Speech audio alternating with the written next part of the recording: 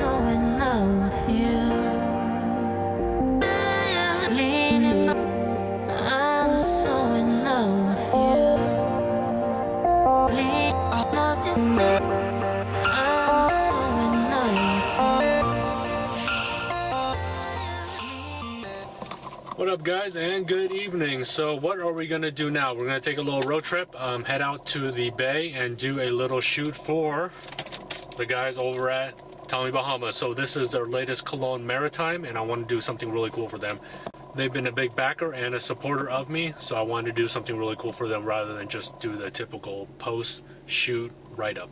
So let's check out Tommy Bahama Maritime, and definitely next time you're at your local Macy's or even Sephora, I think they carry it at both places, check out Maritime. Could be your new favorite spring and summer cologne. So in the meantime, let me sign off. We'll head out to the bay and do a really cool.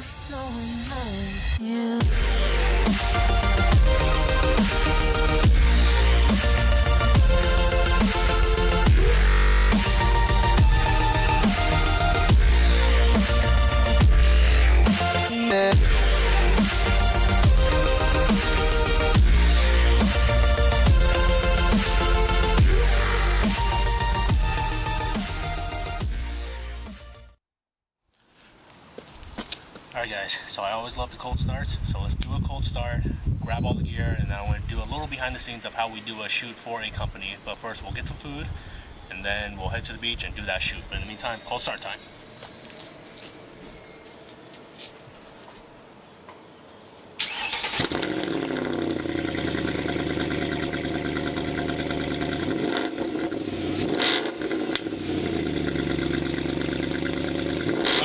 So the game plan is go get some dim sum in Daly City, Koi Palace, super good place. I'll shoot some pictures of it, and then head to the beach, grab some Tommy Bahama gear, grab some props, do the shoot, and then head back to Sacramento. So it's gonna be a quick day.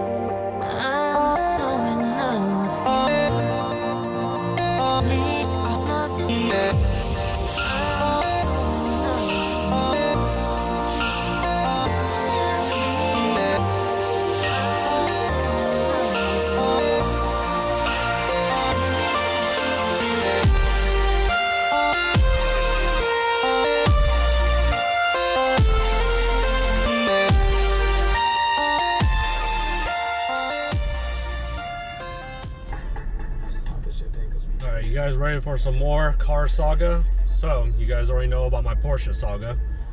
I'm in San Francisco right now, finishing up a shoot, trying to get home, already stuck in traffic. But earlier when I was parked, I saw something leaking from the bottom of the car. I just assumed it was my air conditioning. That was, the condensation was dripping. No big deal, right? Driving, a couple miles, light goes off, top your coolant off. Well, fuck. So now my radiator or one of the hoses is leaking. I can't tell because it's leaked from a couple different places and I can't see where it's leaking from. Just the whole underpan is wet and there's coolant leaking everywhere. So because if I can't see it, I have to take off the gravel pan. Can't do that in the middle of the road. So I stopped at the nearest store, grabbed a bunch of water, and we're just constantly gonna have to watch the temperature gauge. So if the temperature gauge gets out of control, we just have to pull over, let the car cool down so we can take off the radiator cap and fill with water and get back on the road and rinse and repeat until we safely get home and drop this car off at Mercedes, which by the time we get home it will be closed anyway, so we'll just drop the keys off to them. But now that I'm stuck in traffic, I hear my brakes squeaking. My brakes never squeak. These are brand new pads. So another issue.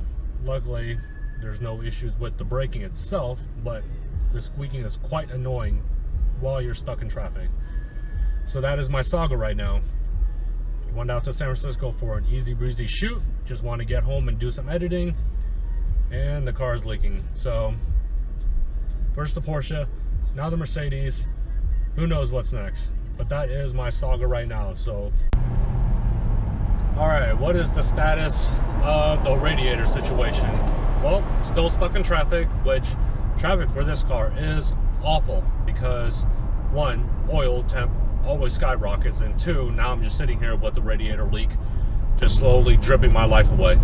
So on the E63 AMGs, on both fronts there's little fins, and the oil runs through those fins and gets air cooled. So because this car runs at such a high temp, they had to run those oil piping through those fins so you constantly get airflow. Well, when you're stuck in traffic, there is no airflow. So as of right now, my oil temp is running at 111, which typically I should be sub 100. So I'm worried about my oil overheating, and two, worried about that slow death of the oil, of the coolant leak. So that's my dilemma right now. And the oil, or not the oil, sorry, the coolant is almost at 100 degrees Celsius, and on this car it should be running once again sub 100s and almost in the 80 degrees Celsius. So slowly dying in this traffic. Luckily I haven't had to pull over it yet to fill up the water, but at this point, at this rate, we might have to pull off soon. So that is the latest update on the overheating situation. All right, you guys see the big difference? Out of traffic, driven only probably for about 2 miles, and it already dropped like, what, 16 degrees Celsius. We went from 112 down to 96, and this should be the running temperature.